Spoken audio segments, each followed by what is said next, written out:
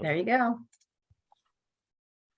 I'm going to officially call this meeting of the Norwalk Redevelopment Agency to order. It's 5:31. From the commission, we have Mary Peniston, Kelly Bloom, and Lisa. Where's Lisa? There, Lisa Cooper.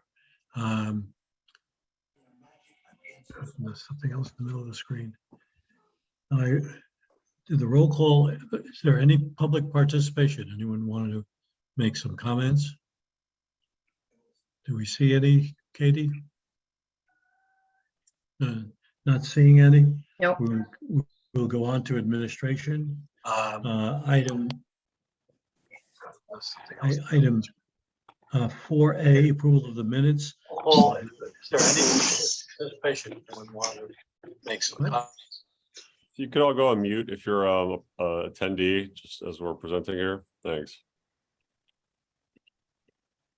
All right. The approval of the minutes of the July 12th, 2022 regular meeting. Does anyone have any changes, thoughts? Everyone, I'm assuming everyone read them. Okay, seeing no comments, all in favor, approving them? Say aye. Everybody's unanimous. Item B, 4B, is approve the redevelopment agency statement of revenues and expenditures and the balance sheets for all funds for fiscal year ending June 30th, 2022. I'll turn that over to Brian. Yeah, okay, great. So I'll be presenting tonight. Eugene is actually out on vacation. What you have in front of you or in your packet is actually the balance sheets the year to end June 30th. So as you recall, we have multiple accounts, multiple funds. Operating Fund 100 is really our operating account. If you follow along with me, I believe it's page 6 of your packet. We identify that Operating Fund 100 has revenues of $1.429 million versus budgeted revenues of $1.421 million, resulting in a favorable variance of about $7,700. Last year, at the end of the year, our total actual expenditures were $1.513 million versus a budget of $1.421 million. That unfavorable variance was due to the higher personnel expenses that were sort of incurred as a result of new grants that we received that weren't anticipated when we first developed the initial budget. And that was offset actually by lower administrative expenses of about $18,000. This was the same for the operating deficit that's referenced here for $84,000, resulting in that unfavorable variance as a result of those higher personnel expenses and the grant program revenues and expenditures we didn't anticipate when we originally did the budget. In terms of the Operating Fund 100, there's actually additional detail included on page, let me pull that up real quick. On page 16, I believe. I could reference there. Give me one second. It's actually page 22. So going into our operating account as of where we are today, Operating Fund 100, we're obviously just 1 month into the budget. I had actual revenues of $115,000 versus budgeted revenues of $118,000, resulting in an unfavorable variance of $3,500. Total actual expenditures of $122,000 versus $139,000 resulted in a favorable variance of $17,119. And this is, we're actually tracking behind our planned personnel expenditures and administrative expenses at this point in the year. The other accounts are obviously the more detailed breakout of our balance sheets, where we ended up with Fund 500, which is our CDBG account, and then other sort of operating accounts that we use for transactional business, and you can reference those on the balance sheet. So I'm happy to go over any questions that you may have at this time. Do I see any questions? No. If no questions, do I have a motion to approve the agency statement of revenues and expenditures for the fiscal year ending June 30th? So move. Seconded? Second. Okay, all in favor? Aye. Looks like unanimous. Turning over item B2 to you, Brian. Great. We were going to be we have 32 Knight Street for consideration today. We're going to try to move them up in the agenda if that's possible, just because they have a wetlands meeting to attend later tonight. Okay, all in favor? Fine with that? Commission's fine with that? Why don't we move on to D, review of the approval design work at 32 9th Street. Brian? Great. So we have the actual applicant and our third-party design reviewer in attendance today. The project, I think the best way to go forward with it would be the applicant. If you could just give a brief presentation, and then we could hear from our reviewer in terms of the initial comments. And I know you guys actually submitted a new plan set today addressing some of those comments. So do we have someone from BFJ here in attendance?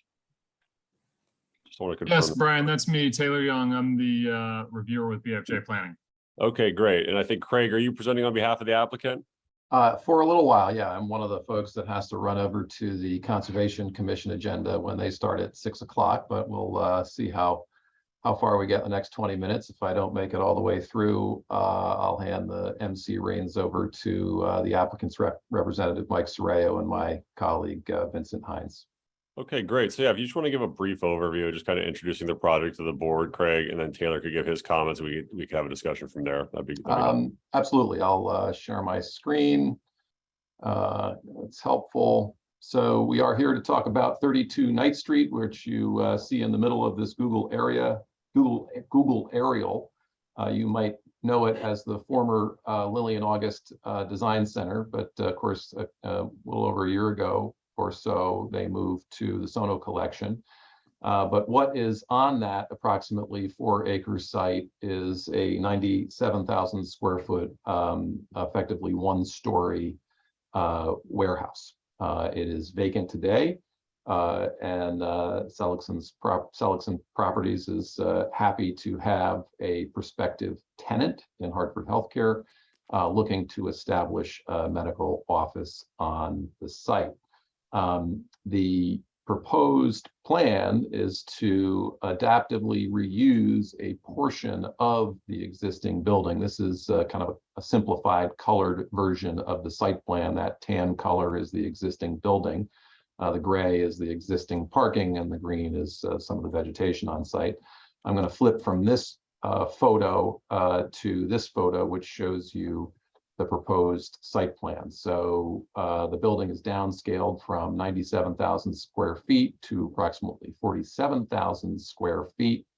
And we are able to adaptively reuse this section, which means we can recycle in place the foundation, the superstructure, the roof, and some other building elements.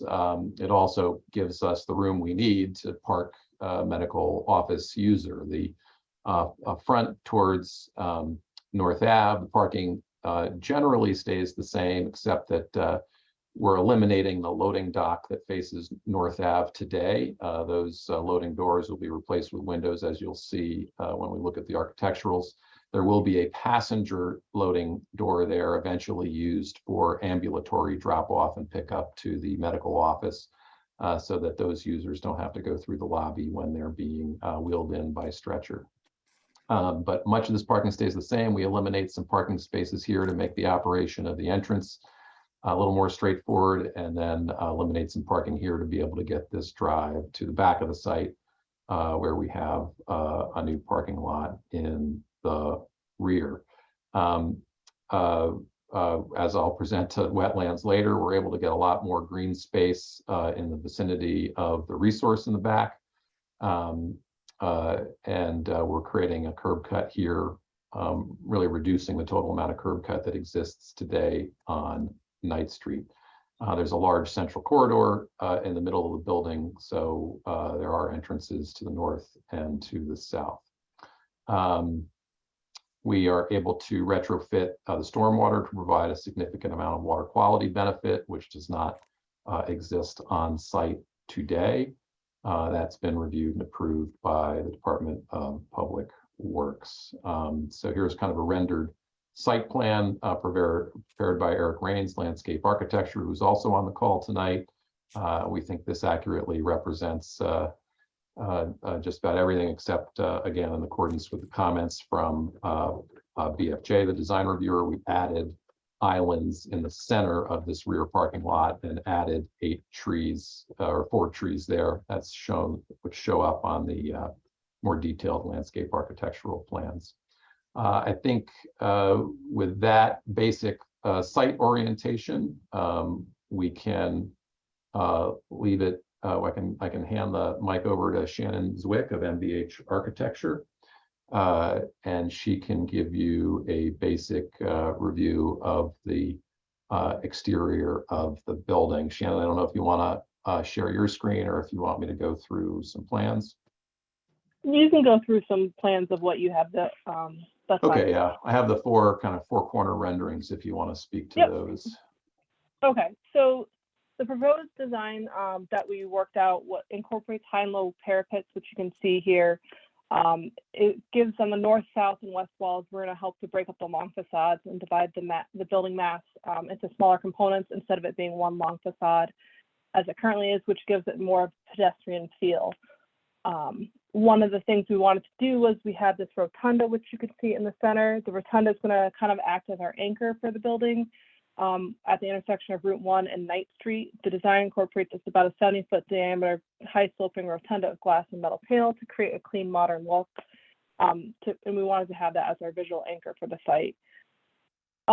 We've carefully considered a combination of sustainable building materials such as regional resources. We insulated reflective low E glazing, a selection of energy efficient HVAC, plumbing, and electrical equipment.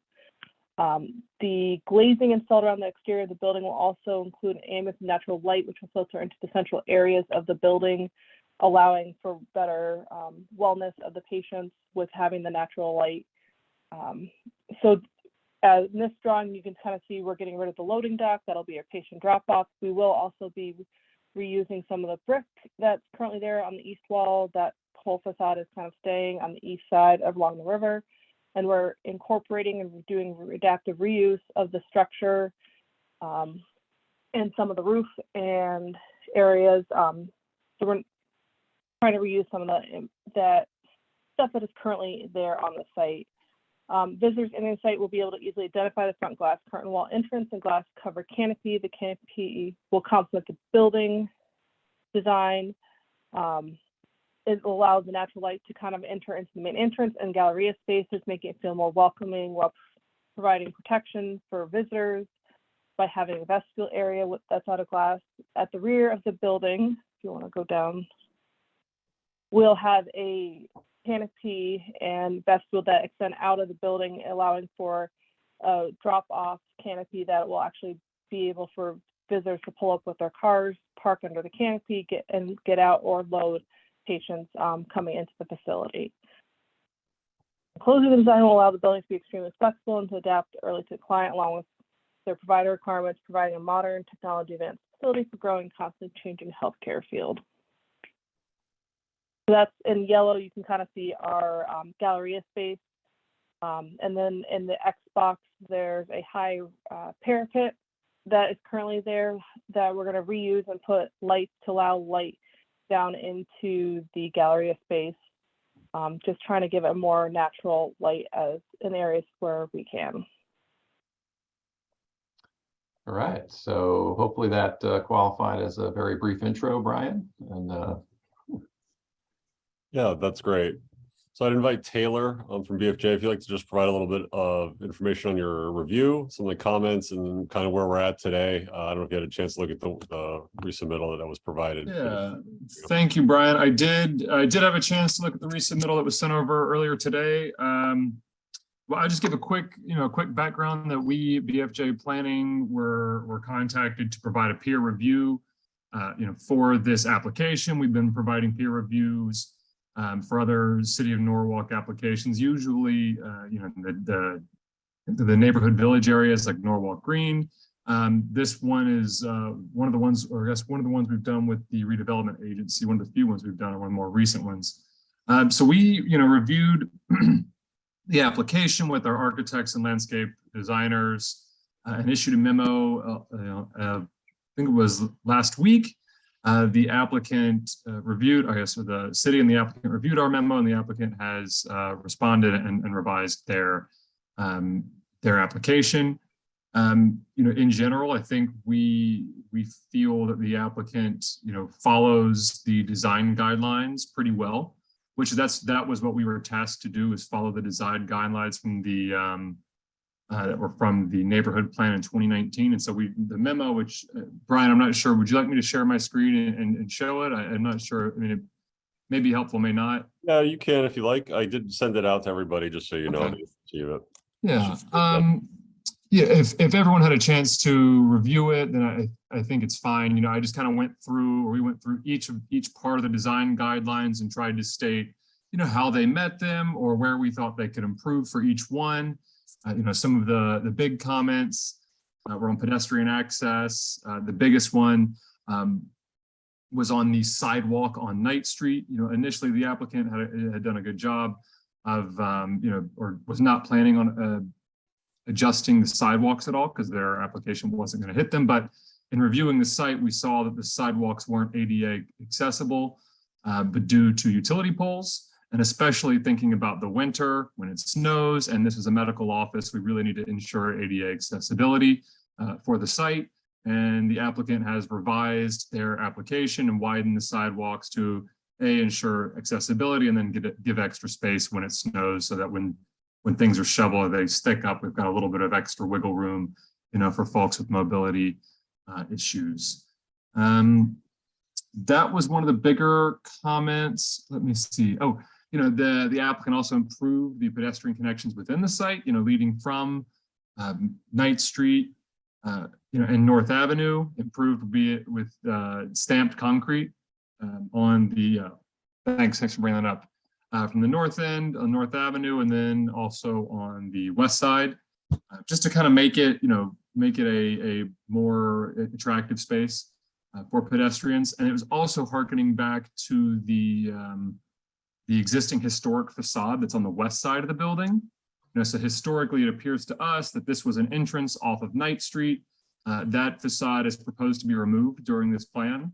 But we're thinking, how can we keep that connection to Knight Street that seems like it's been there since, you know, I think it was the 1800s. And I think, you know, putting stamped concrete as attractive pedestrian connections is one way to address that. Back to historic, you know, things, that was one of our comments, was, you know, that we were made aware that this building is located or listed on the local, you know, historic list. It's, you know, it's the building has been changed obviously since what was there, but the historic facade was there, and so we just wanted to make sure the applicant is following all of the you know, redevelopment processes for the city of Norwalk, because it is a listed building, and the applicant has responded that they are, and have, you know, have meetings with historic commissions as well in addition to these meetings. Let's see. Oh, the applicant did, you know, looking at streetscape amenities, the applicant added bicycle racks at our suggestion. You know, something, you know, in the neighborhood plan, as you know, prioritizes pedestrian access and bicycle access in the neighborhood. And so we noticed there wasn't a place to park your bicycle. And so they've added racks in the north and south end of the property.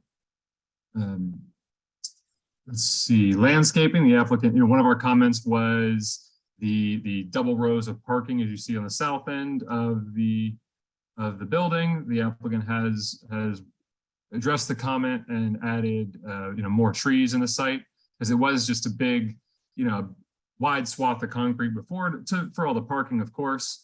But, you know, we found that the applicant was actually supplying more parking than was required, not much more. I think it was just a few spaces, so you could squeeze in a few more trees and still meet the requirements, which I believe they are still meeting them. The design guidelines also asked about open space and seating, and, you know, it was something that I'm sure the applicant was planning on doing anyways, but when we reviewed the application, the site plan, we didn't see any seating in the rain garden.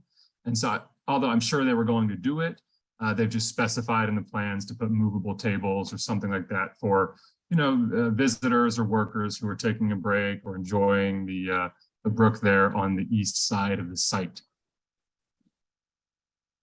Let's see. Oh, lighting, you know, we just had a question about, you know, the lighting spec sheet didn't have the height, or we didn't see where the height was. And they've since specified the height of all the lighting, and a signage At the time we reviewed the site, signage plan had not been submitted. It's our understanding from the applicant that a signage plan has since been submitted. And so we just suggest that the applicant, presents their signage plan with you and reviews it, because we were not able to review any plans separately. I'm trying to think.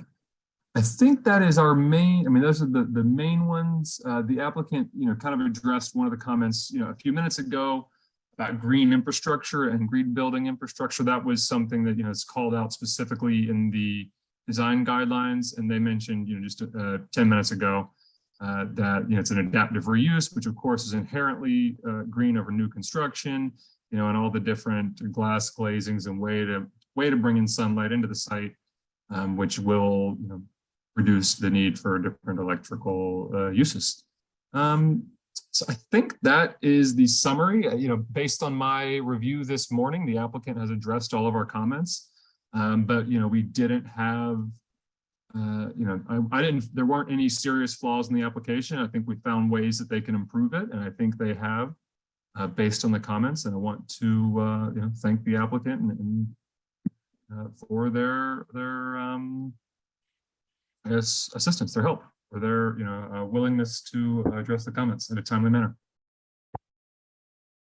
Great, thank you. Are there any questions from the board? David? Yes, the two questions. So this is Hartford Healthcare, someone said, That's correct. and so will that generate property taxes, or are they considered a nonprofit? Well, the property owner is still privately held, will be Seligson Properties, and Hartford Healthcare will just be a tenant. So Seligson Properties will still need to pay property taxes. Okay.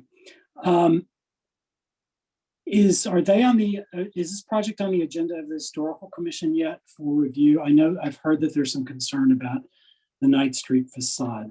We've been exchanging emails with staff. So we haven't been confirmed for the 28th agenda. We quite frankly would very much like to be on the 28th agenda because we're trying to finish everything with zoning on October 6th. Just big picture background.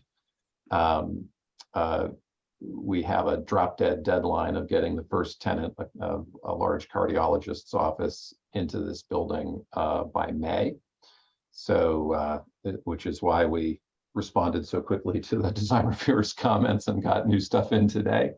But we are working with Michelle at zoning and have emails into Dana to meet with historical either on site or at that meeting on the 28th.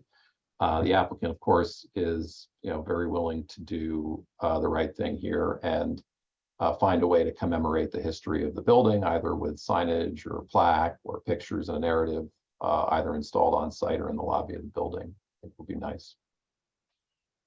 Well, it would be better if he kept the facade that's there. Yeah, we looked at how to incorporate that section of the building, of course, which is the oldest section of the building. The major problem is that piece is, which is kind of got a different roof here. And actually, I'm not showing you my screen. I'll show you my screen right now. That section right here, which is kind of indicated by the different roof, is the floor elevation is 3 feet higher than the rest of the building. So there was, we're talking about a medical office user. We want flush condition everywhere. And we looked at how to carve up this building many different ways, including how to deal with that. And ultimately it was decided to be untenable for the user. Okay. But again, we're happy to let historical take the lead on that and do our best to incorporate their comments. So, Brian, my only, I'm not comfortable moving on this project this evening until after the Historical Commission has a chance to review it. Can we table this to next month? Yeah, John, do you have any issue with that, or what does that do for the applicant timeline? Because we're going to meet next October. Let's see here. I believe it's October 11th. Yeah, to be frank and not at all to be disrespectful, and you need to, consider everything you feel like considering before moving on the matter. But yeah, that would delay us another couple of weeks, because our hope was to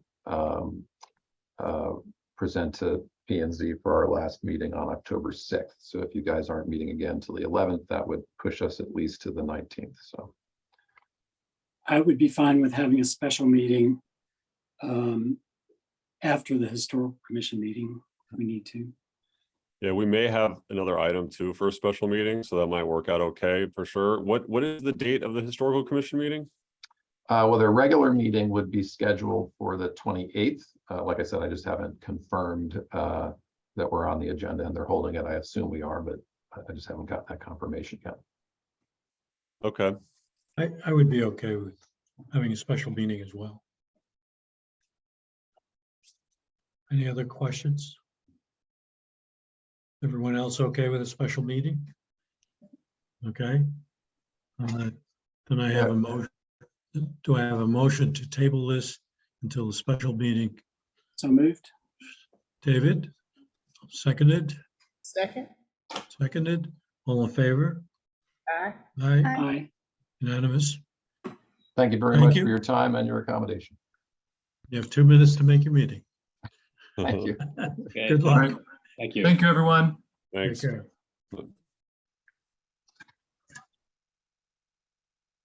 Go back to the beginning of business, and that'd be 5A, Sono collection sign updates, and it will be approved the updated signage plan and review policy. Ryan? Great. All right. Well, thank you. So we're joined tonight by representatives from the mall Sono collection. They're putting forth some requested adjustments to their existing signage plan. As you'll recall, there's a large land disposition agreement that was developed, the number of policies and procedures that reflected signage.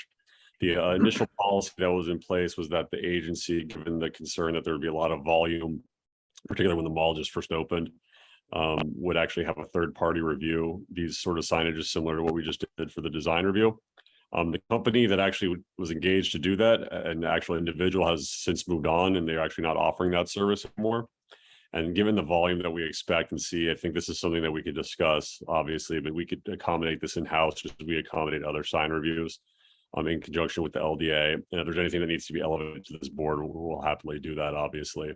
I think it's just formalizing that this will be the method, and we actually confirm with legal counsel that that's fine as long as there is an agreement between us and then the mall to sort of effectuate this. The whole point is to try to expedite these sort of things without having to, incur additional expense and go down that road, because I think we could definitely figure that out between our board and the applicant. So that's one piece of it. The other piece is actually the proposal that we have in front of us tonight. So I will invite, actually, is it Matt or Paul that you'll be presenting on this? Hi, Brian. It's Paul. And I am joined with Matt Seebeck, the Senior General Manager of the Sono collection. And thank you. So obviously the comprehensive signage plan is our second special permit for the mall. It was a separate application, and we spent a pretty significant amount of time working with the redevelopment agency, specifically Steve Cecil of Harriman Engineering, on making sure the signage was appropriate for the building. The manual itself was formatted with, hopefully everyone can see my screen. Yeah, we can see it now. Okay. The manual itself was formatted by guidance through planning and zoning. So we have a number of charts. Those charts have a redundancy in them that becomes a little bit overwhelming when you look at it. And so basically our request boils down to 4 very specific asks. So kind of want to walk through what those are. First, is a request that is supported by Brookfield Properties, but is made by our anchor tenant Bloomingdale's. They feel disadvantaged by not having the exposure on 95. I think everyone on the board knows would know why they would want that. Just quickly jumping down. We had permitted as part of the center architectural block on the north facade facing I-95, 3 major identity signs. We've leased 2 of them. They're not acted on at the time being. We don't expect, based on cost, the tenants are going to do that in the time being. The third one has not been agreed to. Bloomingdale's asked if they could use that space based on the proportion of their space. Their signage area would be slightly larger. And the proposal would be to basically lay out the signage per this visual. So we're adding approximately 75 square feet to the north facade. When the CSP was originally approved, we actually had 2 900 square foot EVS signs on the building. We reduced that as we developed the project. So in terms of north facade, we have a net, we still are net the original approval. Brookfield definitely supports that. Request number 2 came from Nordstrom. They similarly are disadvantaged in their mind, and we agree and support that they don't have any exposure on West Ave, really the front door of the project. And so the proposal is to take the inset parking garage entrance and essentially layer in a sign. We won't install a crooked as this image shows, but there would be a Nordstrom sign kind of identifying, that this is the main entrance and access point to Nordstrom. The third request, and I sorry to make people dizzy jumping back and forth, is as we started to demise the space, the tenant to the left of that parking entrance that we just showed, that space was reconfigured that left a smaller space isolated behind the existing egress stair of what is a brick facade. That was identified as an art mural sign in the original CSP. We'd like to make an adjustment that allows that space to have some exterior signage. We feel that that will really be the only way for us to get that space leased long-term. And I know that Matt and our leasing team have seen interest in it. It's just, this is a hurdle. So you see it here. It's this blank brick facade. You see where the adjacent tenant storefront is. There is an art mural that was identified. So what we're representing or requesting is that we reduce the size of the art mural and provide kind of a limited space for a tenant side. In the proposal, we've actually reduced the zone of allowable tenant signage. So we basically pulled tenant signage zone off the corner of the building and then away from this entrance so that there is no net total increase in signage. It's just a reappropriation of allowable signage area. And then the last request is a request that was out there that developed after Yard House came in. If the board recalls, Yard House currently has 5 signs. We reviewed it with Steve Cecil at the time. He agreed that those signage did classify as tenant identity signs. In the manual, we have always kind of defined the zone of street level retail. We've identified maximum signage types, and we've identified maximum signage per tenant.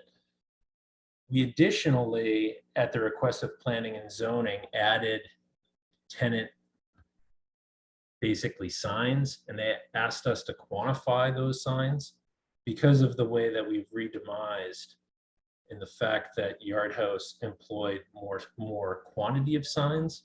they're well within their allowable signage area.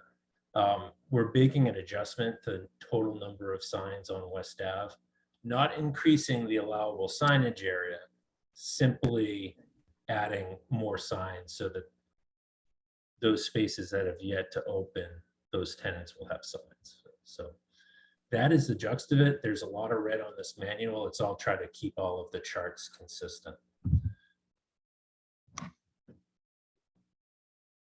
Any questions? I just have one question regarding the Nordstrom sign over the entrance of the parking garage. Is Nordstrom's happy with that? Is that enough identity for them on West Avenue? David, they wanted to sign the rotated box at the southwest corner.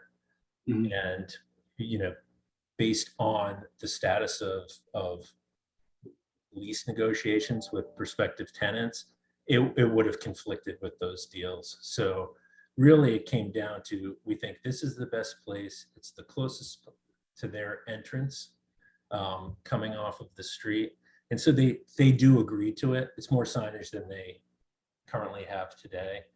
So yeah, maybe not their first choice, but they're definitely looking forward to having at least that presence on West Ave. Yeah, okay. And I can certainly see why Bloomingdale's would want to be, of course they should be on 995. I mean, they're a major anchor tenant. So it all makes sense to me. Thank you. I agree. Makes sense to me as well. And anyone else? Comments? None? We are here to approve that, I believe. Yeah, just for clarification, real quick, just so everyone knows, basically what we'll do is we'll approve it. If it passes tonight, it'll be forwarded to planning and zoning, who's also going to take this under consideration. Okay. Do I have a motion to approve it? So moved. Second? Second. Lisa, second. All in favor? Aye. Can't see everyone, but I assume everyone is approving. So I'll say unanimous. Thank you. We'll move on to 40 Cross Street. Approve authorization to execute contract with contractor. Great. Thanks, Paul. Thanks, Matt. So what you have before you tonight, and I know I sent out the more detailed plan, is actually a project I'm very excited that's finally, getting moving here. It's for the trail construction behind 40 Cross Street. I don't know if you're familiar with that medical facility over there.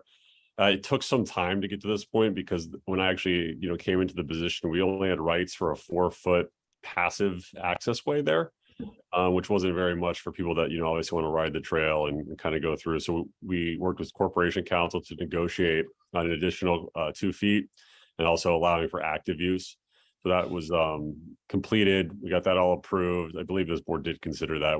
And it's already went through wetlands. We got all the permitting done. But now we're at the point now where we're ready to construct. So we went out to bid, working with the city purchasing. We identified priority landscaping. There was, I believe, 5 bids, if not 4 or 5 bids. They were the lowest qualified bidder. I had a subsequent conversation with them too to make sure that everyone understood the scope and we weren't going to get into too many situations with change orders, which we'll definitely be keeping an eye on as we move forward. They didn't identify too many things that they saw in the plans. That could be issues, but I'll be overseeing the project with Mike Yosick for the 40 Cross. So what you're approving tonight is the utilization of city capital funds. We have city capital funds for this construction project, and it's to the tune of $278,000. The contract included in the agenda packet. There's gonna be a couple edits. I did notice that it references Harry Rilling. That's just a leave over. It's actually gonna be me executing the contract, so it'd be asking for your authorization tonight. Questions, observations? I have a question. Is this going to be connecting? This is part of the Norwalk River Valley Trail, correct? So could you just give us a little bit of preview of how that's going to connect? Because my understanding is that trail ends at the park behind the public library. I can't remember the name of the park where I just can't remember the name of the park there. Union Park. Thank you. So there at Union Park, are there plans to connect from there to the 40 Cross Street? Yeah, there are plans for the, obviously make a contiguous trail. Our piece of it is just this 40 cross piece. Mike Yosek is actually managing the overall larger trail project, so I'm not familiar in terms of the sequencing, so I don't want to misspeak. But I know he is working on the northerly connection right now to connect into 40 cross. So this will be that critical juncture to get it to go to the east. Okay, Yeah, and I'm happy to follow up with you afterwards. I can talk to Mike and we can get you a more detailed answer. that'd be great, because I would like to know more about what the plans are, because I know there are a couple of places where there's problems for the trail, and I feel like it's, this is something that, I think would be really great to move forward. I mean, when you look at how popular the Norwalk River Trail has been in Wilton, et cetera, it would be so great to see Norwalk finish its place. So I think this is great that we're doing it, and I'd be really curious to hear more about those pieces where we're stuck, about how we're going to get them finished. Here's the map, Mary, just so for your reference. Can you see the screen? Yes, thank you. Okay, so this is the piece that we're talking about right here. And this is the piece that I believe Mike is constructing right now. So it's going to connect right into there. Then this is Awesome. the I think he's underneath, but I would defer to him just because he's the manager on that piece of the project. Great, thank you. Yeah, no problem.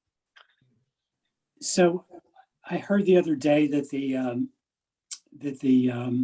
there were, I don't know what the problems were with the portion north of 40 Cross Street, all the way up, because that's been under construction for a couple of years and it seems to have stopped. But I did get a notice from the Norwalk River Valley Trail people the other day that it was moving forward and they expect it to complete finally next year.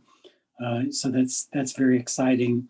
And then we have parts of the Harbor Loop Trail that this really connects into, which is terrific.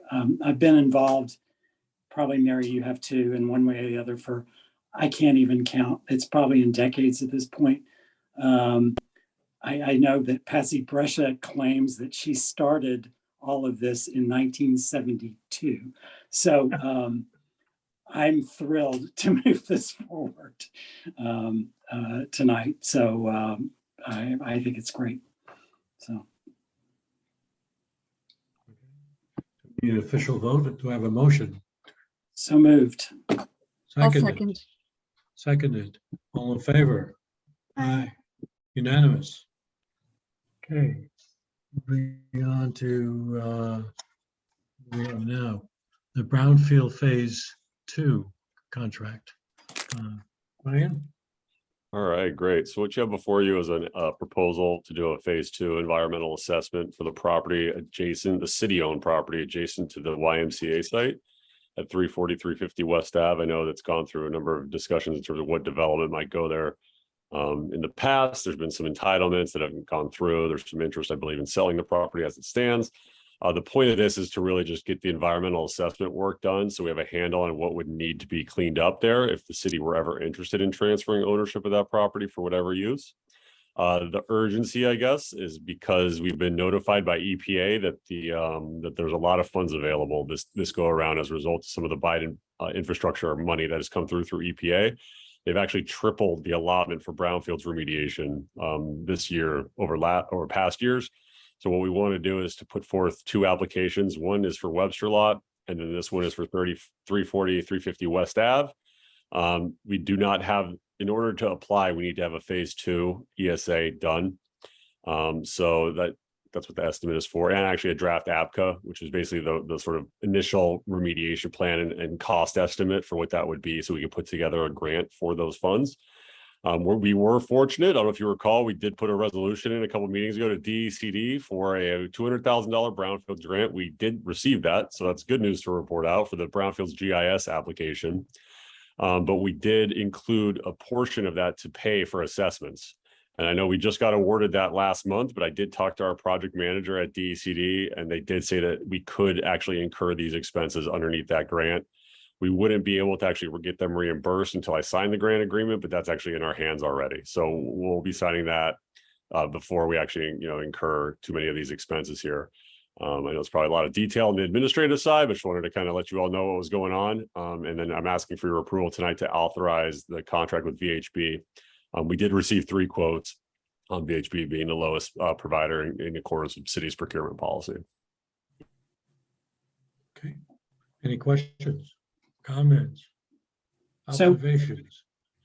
just to be clear, Brian, this is for that area that's currently a parking lot next to the Y, that small space the city owns. Correct. And then I believe, does that, the state owned also a little piece, but I think the city got that. Does that include that piece too?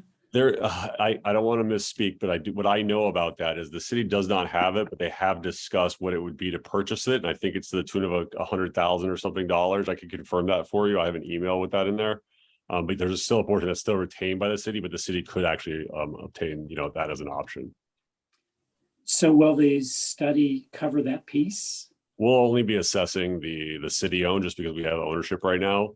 But it should imply what's going on there enough for us down the road. Okay. Great. Thank you. Yep. It's really, the whole point is just to prepare it as far as we can so that we don't have to do this at the last minute, it's just some decisions are being made. Sure. So Well, just for clarification, so currently there are no plans for that property? Yeah, we don't currently have any plans. There was a plan that was approved, but that's since, moved on. I'm talking about what was the Y building itself, because they were going to do Medical senior. Yeah, it was a place Maple. Yeah. Maplewood thing. Yeah, but I'm aware that there's an interest in selling that property. So we're just kind of anticipating who may buy it, may be interested in obtaining the city owned piece. Thank you. Okay. Do I have a motion to approve Brian's authorization to execute the contract with VHP? I'll make the motion. No second. Second. All in favor? Aye. Carried unanimously. Okay, that takes us through our business on the agenda. We have new business and old business. I don't see any, or I haven't heard any, unless someone wants to bring up a point. If not, I will call for the adjournment of this meeting so we can move on to the North Walk. For a motion to adjourn. So moved. So, Second. seconded. All in favor? Aye. I'm doing this for the lawyers, Mary. So we'll move on to the North Walk. I'll call it to order at 6:18. Roll call is, we're all here, as we were in the other meeting. Is there any public participation on this? Seeing none, we'll go to administrative approval of the minutes of the May 10th, 2022 meeting. We'll have a motion to approve the minutes. So moved. Seconded, okay. Any questions, changes, corrections? Seeing none, all in favor of approving the minutes? Aye. Carried unanimously. B, financials. Brian. Yeah, great. So on page 4 of your North Walk agenda, you'll see the detailed overview that was prepared by Eugenia. Of course, I'm handling it tonight in terms of presentation, but it's pretty straightforward. Operating 400 has expenditures of 18,658 in revenue. I'm sorry, as 18,658 in revenues with $12,810 in expenditures, resulting in an operating surplus of $5,800. In general, the operating fund 400 has assets of 784,000, liabilities of 424,000, and net assets of $359,000. So that's pretty much the detail there. I'm happy to go into anything or any questions you may have. Questions? None? Motion to approve. No more. David moves it, seconded by Lisa. All in favor? Aye. Aye. We have, at this point, I will ask for a motion to go into executive session to discuss the Affordable Housing Rehabilitation Program. Have a motion to go into, So moved. David? So, okay, Second. all approved. Aye. We're officially going into executive session. We're not going to change our. Let me close down the live stream first Okay, before that's you.